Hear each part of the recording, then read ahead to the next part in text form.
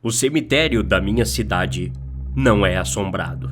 Ninguém jamais ouviu os lamentos de um fantasma, nenhum serial killer foi enterrado, que eu saiba, e não houve nenhum registro de avistamentos de cultistas realizando rituais ao redor de qualquer túmulo.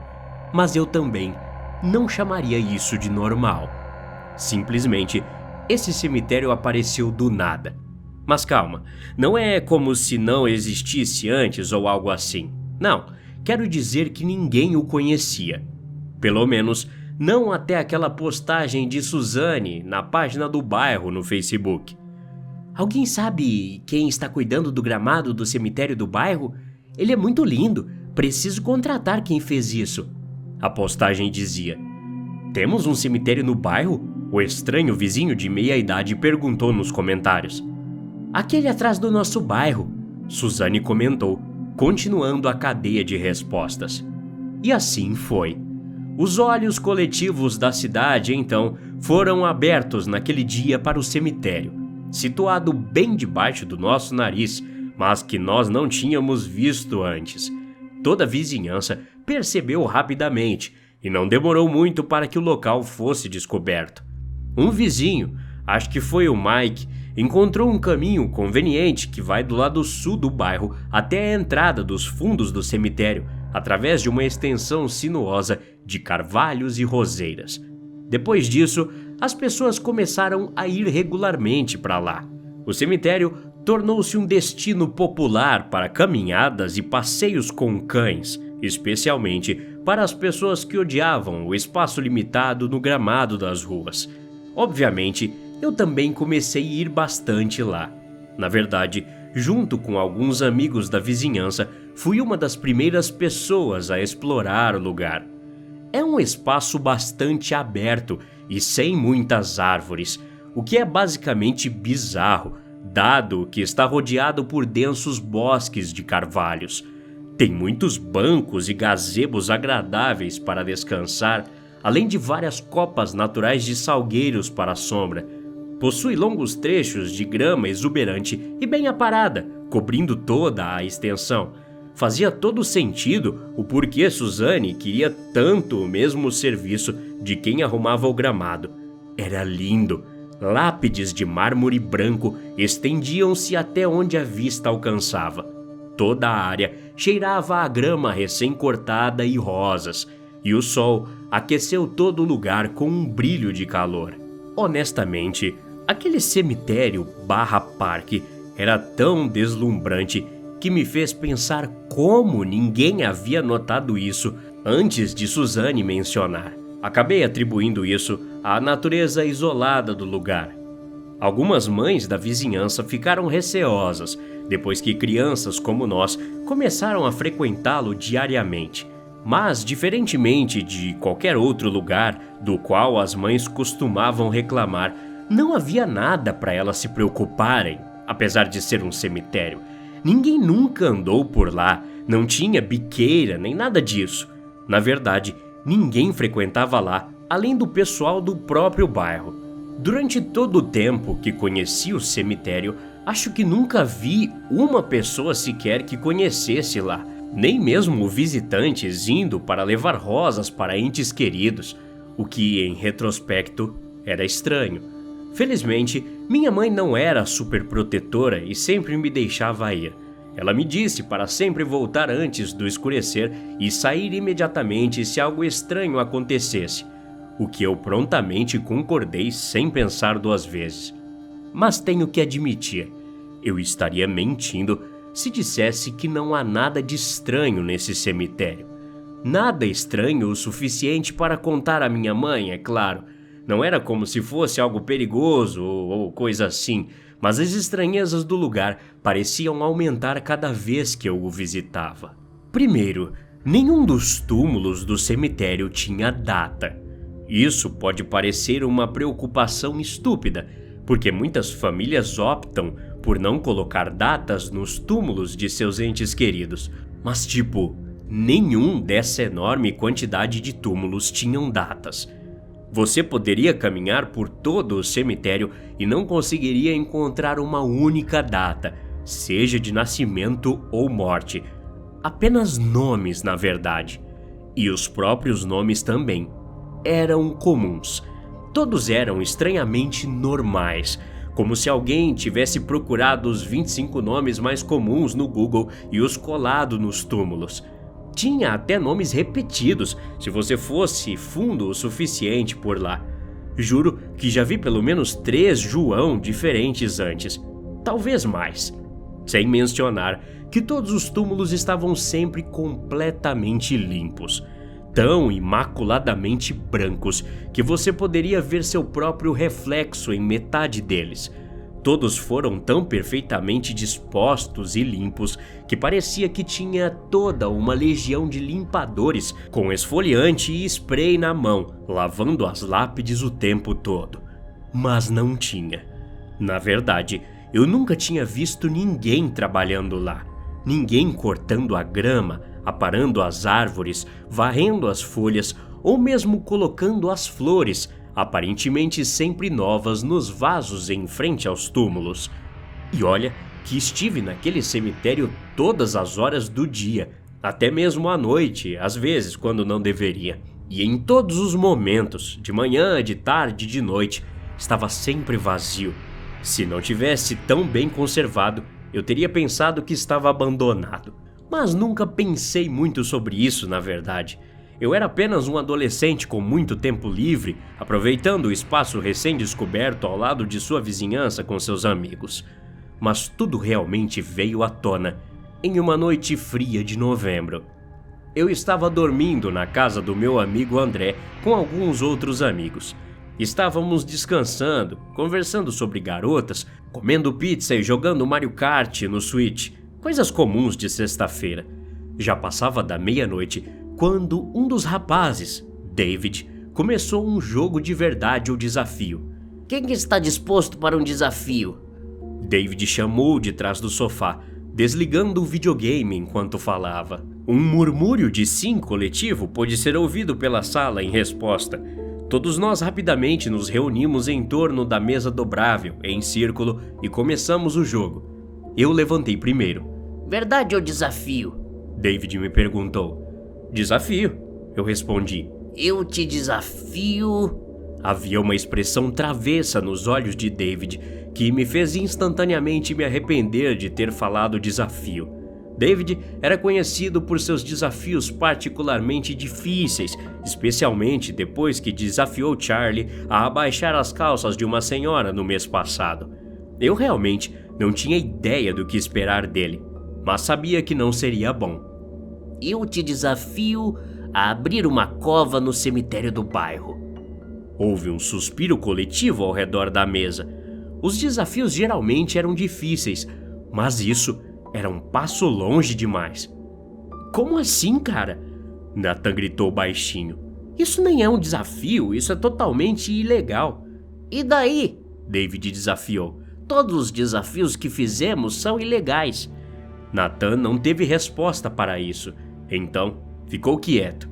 Ao me sentar em minha cadeira dobrável pensando no desafio, senti meu sangue gelar. A ideia de desenterrar um caixão no cemitério, agora escuro, era além de perturbadora. Eu já tinha feito desafios envolvendo ir para lá depois de escurecer antes, mas nada assim, nada como isso. David, eu não posso fazer isso, eu gaguejei. Murmúrios baixos de concordância reverberaram pela sala. Ah, vamos lá. Os braços de David se agitaram. Eu sou um amigo de um bando de fracotes, é isso? Ninguém respondeu. Basta encontrar um túmulo bem antigo, com o qual ninguém se importa mais. Depois é só desenterrá-lo, colocá-lo de volta e pronto. Não é tão difícil. Ele continuou. O silêncio encheu a sala enquanto David terminava seu apelo. Lamento essa decisão mais do que qualquer coisa, mas aceitei o desafio. Eu não poderia me acovardar. Não estava no meu sangue. Eu vou fazer isso, eu disse. Aceitei porque me convenci de que não faria mal a ninguém, principalmente se o túmulo fosse antigo. Eu iria lá com David, encontraria uma sepultura, desenterraria, colocaria de volta e depois daria o fora dali. Qualquer coisa para não ser rotulado de covarde. David e eu Tiramos 2 pás da garagem de André com a promessa de que as devolveríamos limpas imediatamente depois. Continuamos então a caminhar pela vizinhança, cortando vários gramados no processo, antes de chegarmos a um caminho escuro que levava ao cemitério. Descer ao cemitério à noite sempre foi uma experiência surreal, mas dessa vez a sensação foi amplificada pelo ato que eu sabia que estava prestes a cometer. A floresta estava naturalmente escura, sem lua cheia. O cemitério e a área circundante estavam quase escuros. Felizmente, David trouxe uma lanterna para guiar. Seguimos pelo caminho sinuoso até que ele se abrisse para a área principal do cemitério. Eu dei uma parada ao vê-lo por um momento. A escuridão envolveu as colinas onduladas de lápides como uma névoa que se espalha sobre um pântano. As únicas pequenas fontes de luz vinham dos túmulos, que refletiam de forma impressionante qualquer pequena luz que refletisse neles, a ponto de quase brilharem. "Qual deles a gente vai?" perguntei a David, tentando esconder o tremor na minha voz. Fiquei feliz por estar escuro. Caso contrário, ele poderia ter me visto tremendo. "Vamos lá bem pro fundo. Os túmulos são os mais antigos lá", ele respondeu. Tenho quase certeza de que ele estava inventando isso, já que todos os túmulos pareciam exatamente iguais e não tinham datas. Mas eu não iria corrigi-lo. Eu só queria que isso acabasse o mais rápido possível.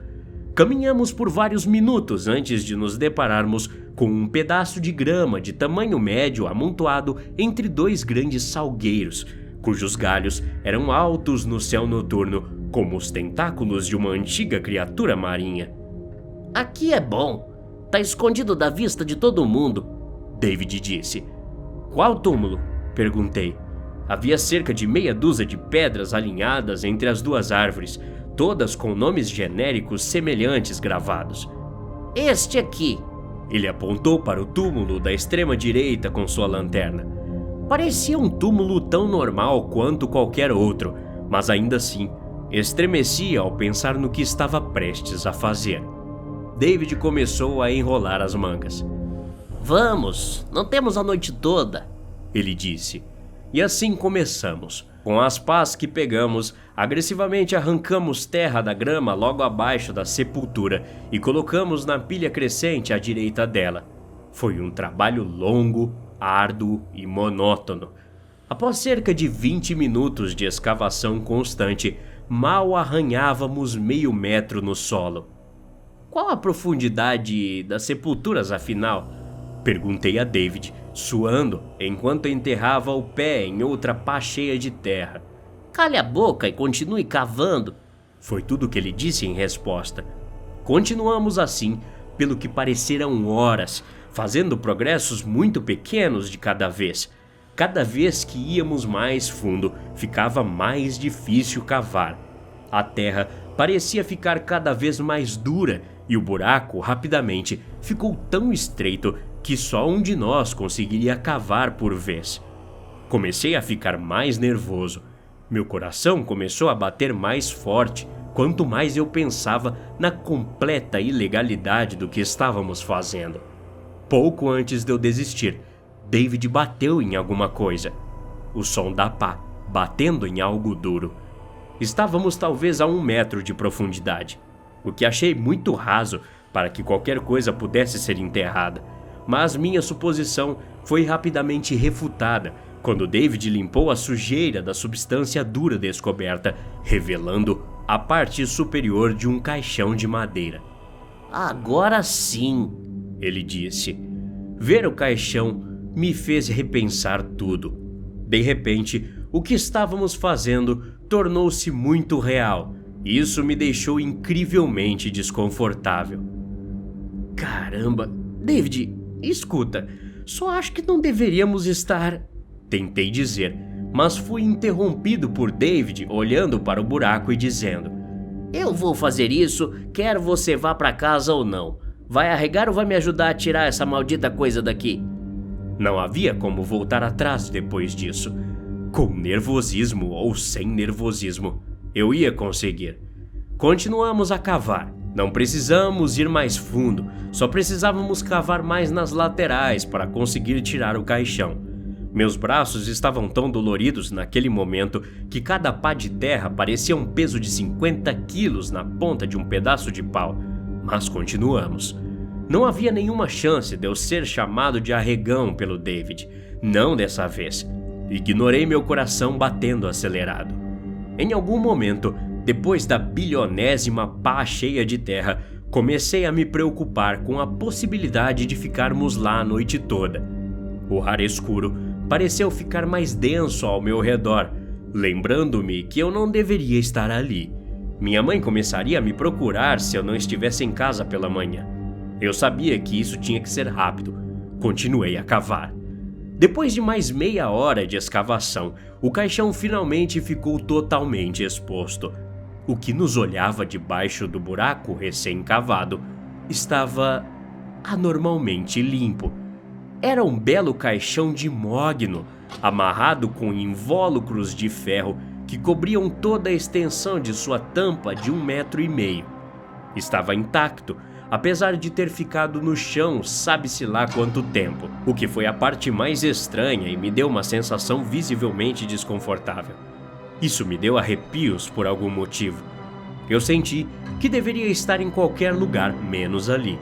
Eu senti como se estivesse olhando para algo que não deveria estar olhando. Então, David disse. O que você está esperando?